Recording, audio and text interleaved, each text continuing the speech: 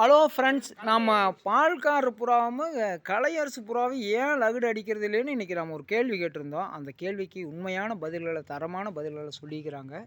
இப்போ பார்த்தீங்கன்னா இப்போ லகுடு அடிச்சுட்டு இருக்குது. அப்போ புறாவை இறக்குறாங்க. எப்படிடா இந்த புறாவெல்லாம் இறக்குறாங்கன்னா, இது காட்டான் வழி புறான்னு சொல்கிற அளவுக்கு இது எங்கே வருங்க இப்படி செயல்படுது.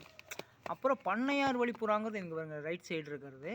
இந்த மாதிரி லைனேஜ் செட்டுகளை எடுத்து தான் புறா ஓட்டுறாங்கன்னு இன்றைக்கி தரமான நிதிகளை சொல்லிக்கிறாங்க. இது இப்போ பாருங்கள், லகுடு பறந்துட்டு இருக்குது. நான் இது மாதிரி இருந்தேன், இந்த மாதிரி 2 வால்கருப்பு குஞ்சு தான் 1000 ஆச்சு, கூடையோடு கொடுத்தோம்னா 2500 ஆச்சு அப்படின்னு சொல்லிட்டு வீட்டுக்குள்ளே கொண்டு போய் வச்சுருவேன்.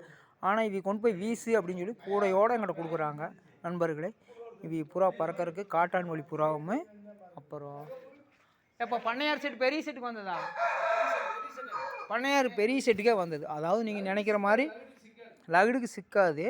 பண்ணையார் செட்டுங்கிறது நீங்கள் நினைக்கிற மாதிரி இந்த என்ன 3 10 ரூபாய்க்கு கொடு, 2 10 ரூபாய்க்கு கொடுன்னு போனீங்கன்னா பொங்கு கூட தரமாட்டாங்க. ஒரு செட்டு வாங்கினோம்னா இங்கேருந்து ஒரு சென்ட் இடத்த விற்றுட்டு போனால் தான் நம்ம அவர்கிட்ட செட்டே வாங்க முடியும்.